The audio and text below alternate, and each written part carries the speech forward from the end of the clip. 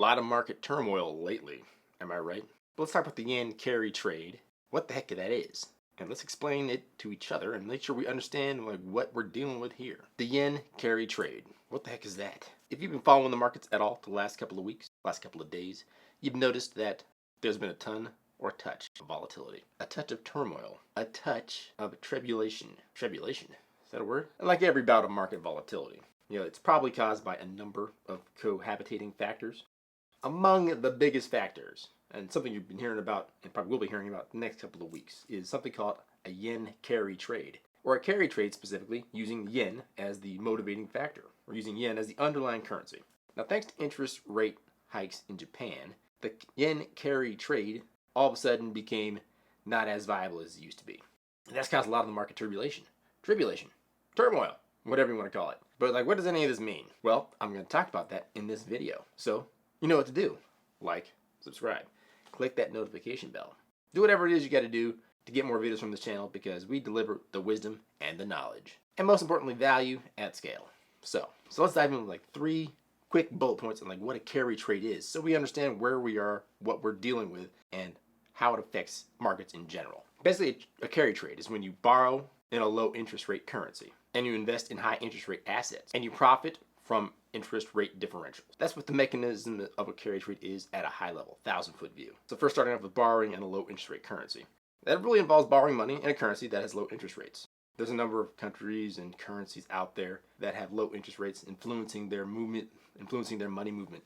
The yen is among those, or was among those, that's the most prominent. Now, the reason this makes sense is that borrowing in that currency, well, the cost of borrowing in that currency in particular, that gives traders access to capital at cheaper rates, right? Because a lot of investing, a lot of growing your wealth, right, is borrowing money from someone else and basically using that money to invest in something else. You then want to invest in a high interest rate asset. So you take those borrowed funds from the low interest rate currency. Then you convert that currency into a denomination of a currency that offers a higher interest rate. Anything from government bonds, stocks, or other financial instruments, they all can technically provide higher rates due to the higher interest rates and the higher values of returns. But the reason that this makes sense is that you're profiting from the interest rate differential. You see, the primary profit in a carry trade comes from the interest rate differential between the borrowed currency, so the yen in this case, and the invested currency, wherever people were investing their borrowed assets in yen dollars. And traders using this strategy earn the difference between the low costs of borrowing and the higher returns from their investments. Now, as we've all seen play out in the markets, there are actually risks associated with this. Just like any other investment strategy, right? There's always a risk and there's a reward. But risks can include exchange rate fluctuations, right? The fluctuations between the price of one currency and the price of another currency. So if you're borrowing in yen and you're investing in, and you're taking that borrowed investment to buy bonds, for example, in US dollars, the difference in rates between the yen and the dollar could be the risk in the difference of the price of the yen and the price of the dollar carries a risk with it.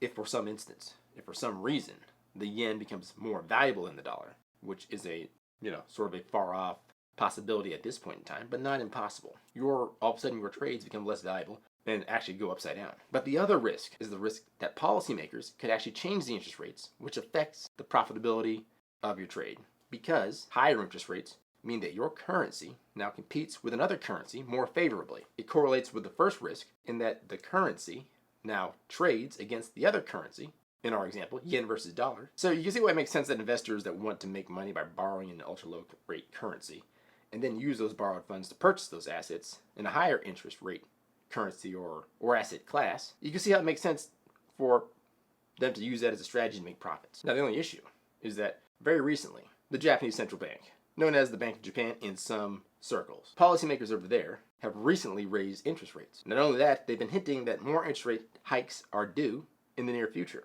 And like I just mentioned, the risks associated with the carry trade strategy, well, they include exchange rate fluctuations and interest rate policy changes. So an increase in interest rates in yen means that investors that had borrowed in yen and used the borrowed money to purchase other assets with higher yields, they now have to unwind their positions because all of a sudden those trades are no longer as profitable and in a lot of cases are underwater. And in the minds of many analysts, this is the main reason for the volatility, i.e. sudden drop in asset prices that occurred across the globe in the recent weeks and days surrounding the beginning of August 2024. One of the reasons that the volatility was so great is that this is a common strategy among many types of investors, whether it's hedge funds, family offices, private capital, etc. Quite a few of them use carry trades to help to grow their investments in some form or fashion. Not all of them were yen-based carry trades, but nevertheless, pretty popular investment strategy. Some analysts estimate that global cumulative dollar-yen carry trades, like the scope of those carry trades, could have been building since 2011 and could total 500 billion with a B, and roughly half of those positions being established within the past 2 years. So that's the nature of the crash that just happened. So things should be all rosy going forward, right?